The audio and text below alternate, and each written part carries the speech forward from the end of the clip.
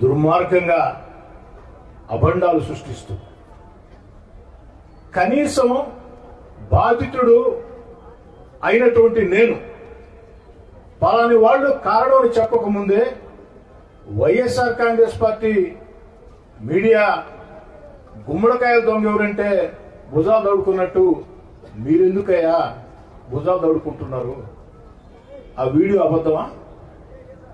Video నిజమే కదా? Video మాట్లాడిన మాటలు నిజమే కదా? మరి ఆ దిశగా పోలీసులు విచారించాలా? ఏ పార్టీ శాసనసభ్యుడైనా సగటు పౌరుడైనా న్యాయం చేయాలా అని అడగాల్సిన ఒక బాధ్యతాయుత వైఎస్ఆర్ కాంగ్రెస్ పార్టీ బాధ్యతాయుతం అంటే వాళ్ళు బాధ్యతలు ఎప్పుడో మర్చిపోయారు. బాధ్యతలు మర్చి అసెంబ్లీ కూడా రాకుండా తప్పించుకొని తిరుగుతున్నారంటే వాళ్ళకేం బాధ్యత ఉంటుంది? యథావిధిగా మీడియాలో, సాక్షి సోషల్ మీడియాలో వార్తలు. ఈ సందర్భంగా వారు చెప్పారు, ఇది కోటమిరెడ్డి గిరిధర్ రెడ్డి కుట్ర, ఆయన అనుచేతను కూడా చెప్పారు. వైఎస్ఆర్ కాంగ్రెస్ పార్టీ నాయకులారా, సాక్షి రోత media, YSR Congress party social media, ఆ సాంప్రదాయం మా కుటుంబాల్లో లేదు. రాజ్యాధికారం కోసం, రాజ్యం కోసం సొంత ఇంట్లో కుటుంబ సభ్యుల్ని చంపించే సాంప్రదాయం మీ డిఎన్ఏలో ఉంది, కానీ మా కుటుంబంలో అది లేదు. ఆస్తుల కోసం, అంతస్తుల కోసం తోడబుట్టి వారిని వేధించి వెంటాడే చరిత్ర మీ డిఎన్ఏలో ఉంది, కానీ మా డిఎన్ఏలో లేదు. దాన్ని కాస్త వైఎస్ఆర్ కాంగ్రెస్ పార్టీ నాయకులు తెలుసుకుంటే బాగుంటుంది. ఇక ఈ బెదిరింపులకి భయపడే వ్యక్తిని కాదు. ఎందుకంటే విఆర్ఎస్ స్కూల్లో విద్యార్థిగానే ప్రజా ఉద్యమాల్లో పోలీస్ స్టేషన్లు చూసి ఉన్నా, పోరాటాలు చూసి ఉన్నా, విఆర్ కళాశాల విద్యార్థి సంఘ అధ్యక్షుడిగా విద్యార్థుల మీద ఆనాడు నెల్లూరు నగరంలో రౌడీజం చేస్తుంటే విద్యార్థి నేతగా ఆ రౌడీలని తరిమి ఉరికిచ్చి పోరాడిన చరిత్ర నాది. వైఎస్ఆర్ కాంగ్రెస్ పార్టీ నాయకులారా, చరిత్ర తెలుసుకోండి. అయినా నా చరిత్ర మీకు బాగానే తెలుసు, మీతో చాలా కాలం కలిసి పనిచేశాను కాబట్టి. రౌడీలకి, గూండాలకి భయపడే తత్వం నాది కాదు. ఇలాంటి బెదిరింపుల్ని జీవితంలో చాలా చూసి ఉన్నా. ఆఖరికి 25 ఏళ్లు రాజ్యాధికారం నాదే అని వైఎస్ జగన్మోహన్ రెడ్డి గారు, వారి మీడియా, వారి అనుచరులు పదే మాట్లాడుతున్న రోజుల్లో సర్వశక్తివంతుణ్ణి, నన్ను ధిక్కరిస్తే అణిచివేస్తా అని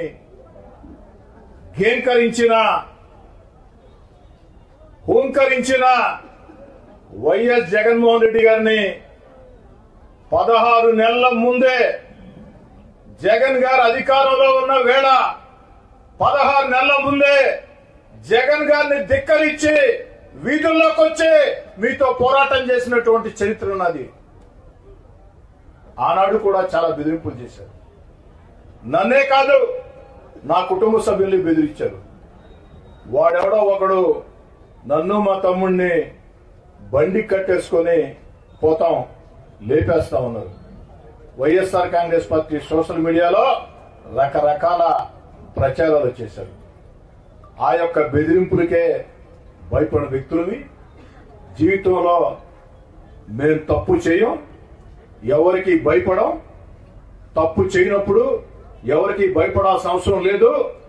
అవసరమైతే ఎవరితోనైనా ఎందాకైనా ప్రజా జీవితంలో ఉన్న వేళ ప్రజల కోసం, నా వెంట నడిచే నాయకుల, కార్యకర్తల కోసం ఎవరితోనైనా ఎందాకనైనా కొండలనైనా బండలనైనా ఎదుర్కొనే తత్వం.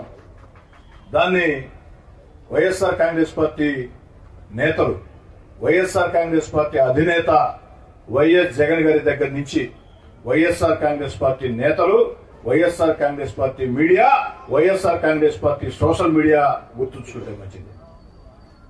సవాల్ విసురుతున్న వైఎస్ఆర్ కాంగ్రెస్ పార్టీ మీడియాకి, సోషల్ మీడియాకి ఎన్ని రాతలు రాసుకోండి నా మీద, ఎన్ని వీడియోలు పెడతారో పెట్టుకోండి నా మీద. కానీ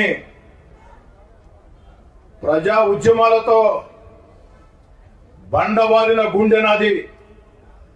పోరాటాల్లో తుపాకులకి కత్తులకి వెన్ను చూపని శక్తి నాకుంది. ఆ మనోధైర్యం దేవుడు నాకు ఇచ్చాడు. నెల్లూరు రూరల్ ప్రజలు నాకు ఇచ్చారు. నా వెంట నడిచే నాయకులు, కార్యకర్తలు నాకు ఇచ్చారు. నేను అధికారంలో ఉన్నా, అధికారంలో లేకున్నా కోటంరెడ్డి శ్రీధర్రెడ్డి మా కుటుంబ సభ్యుడు అని నా వెంట నడిచినటువంటి వేలాది మంది కార్యకర్తల్లో నా మీద విశ్వాసం ఉన్నంత కాలం ఖచ్చితంగా ప్రజా జీవితంలో కొనసాగుతాం. ఈరోజు రాష్ట్రంలో గత వైఎస్ఆర్ కాంగ్రెస్ పార్టీ విధానాలతో ఆర్థికంగా దివాలా తీసిన రాష్ట్రంలో చంద్రబాబు నాయుడు గారు ముఖ్యమంత్రిగా తన సమర్థ పరిపాలనతో సంక్షేమాన్ని కొనసాగిస్తూ అభివృద్ధి కార్యక్రమాలు వేగవంతం చేస్తూ ఎన్నికల్లో ఇచ్చిన హామీల్ని ఒక్కొక్కటి నెరవేర్చుకుంటూ వస్తూ పోలవరం, అమరావతిని పరుగులు పెట్టిస్తూ ఆంధ్రప్రదేశ్ ని అగ్రగామిలో నడిపిస్తూ మన బిడ్డల ఉద్యోగాల కోసం పారిశ్రామిక పెట్టుబడులని ఆకర్షిస్తూ సమాజంలో బాధ్యత పెంచేదానికి P4 బంగారు కుటుంబాలని తీర్చిదిద్దే కార్యక్రమాలు చేస్తున్న చంద్రబాబు నాయుడు గారిని చూసి మీకు ఒక అక్కసు, ఒక బాధ, ఓర్వలేనితనం, దీంతో మీ ఇష్టారీతిగా ప్రవర్తిస్తున్నారు. నేను పోలీస్ శాఖను కోరేది ఒకటే, ఎవరు నన్ను చంపితే ఆ కోర్టు డబ్బు ఇస్తామన్నది ఎవరు? డబ్బే డబ్బు అన్నారు. ఆ డబ్బు ఎవరు ఇస్తామని చెప్పారు? దయచేసి దాన్ని తేల్చండి. తేల్చాల్సిన బాధ్యత పోలీస్ యంత్రాంగం మీద ఉంది. అయితే ఇలాంటి బుడ్డ బెదిరింపుల్ని నేను కాదు కదా, నా మనవడు, నా మనవరాలు కూడా లెక్క చేయరు. వైఎస్ఆర్ కాంగ్రెస్ పార్టీ నేతలారా, వైఎస్ఆర్ కాంగ్రెస్ పార్టీ నేతలారా, నన్ను హత్య చేయిస్తామని, హత్య చేస్తామని మాట్లాడిన రౌడీ షీటర్లారా, గూండాలారా, మీ బెదిరింపుల్ని నేను కాదు, నా వెంట నడిచే నాయకులు, కార్యకర్తలే కాదు, నా తమ్ముడు కోటరెడ్డి గియే కాదు, 7 ఏళ్ల వయసుండే నా మనవరాలు, 6 ఏళ్ల వయసుండే నా మనవడు కూడా భయపడ్డు.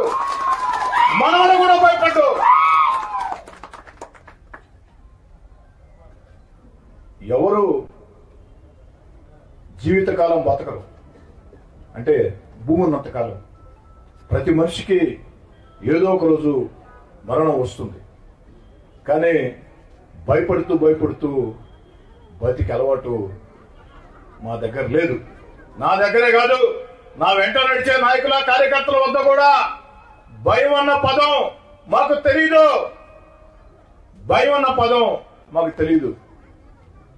కాబట్టి ఇలాంటి బుడ్డ బెదిరింపుల్ని లెక్క చేసే వ్యక్తిని కాదు అని చెప్పని తెలియచేస్తూ, నా చివరి శ్వాస ఉన్నంత వరకు, ఓపిక ఉన్నంత వరకు, ఊపిరి ఉన్నంత వరకు ప్రజా జీవితంలో కొనసాగుతాం, ప్రజల మధ్యలో ఉంటాం. ఈ 14 నెలల్లో చంద్రబాబు నాయుడు గారి ఆశీస్సులతో, పవన్ కళ్యాణ్ గారి ఆశీస్సులతో, నారా లోకేష్ గారి ప్రోత్సాహంతో జిల్లాలో ఉన్న 2 మంత్రులు పొంగూరు నారాయణ గారు, ఆనవ రామనారాయణ రెడ్డి గారి సహకారంతో పార్లమెంటు సభ్యులు వేమిరెడ్డి ప్రభాకర్ రెడ్డి గారి సహాయ సహకారాలతో ఆ దేవుడి దయతో నెల్లూరు రూరల్ నియోజకవర్గంలో 300 కోట్లతో అభివృద్ధి పనులు చాలా వరకు పూర్తయి ఇంకొన్ని పూర్తి కావాల్సి ఉన్నాయి. రూరల్ నియోజకవర్గంలో ఎవరైనా నా వద్దకు వచ్చి సమస్య ఉంది అంటే ఎలాంటి సమస్య అయినా అది పరిష్కారం కావాలా అనే తత్వం నాది.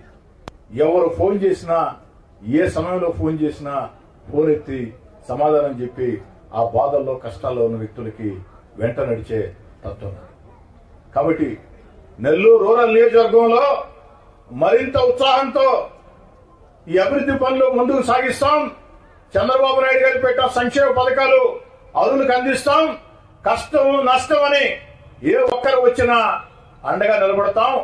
చివరి శ్వాస ఉన్నంత వరకు కూడా ప్రజా జీవితంలో కొనసాగుతాం. ఇలాంటి బెదిరింపుల్ని లెక్క చేయనని చెప్పి తెలియజేస్తూ సెలవు తీసుకుంటాం.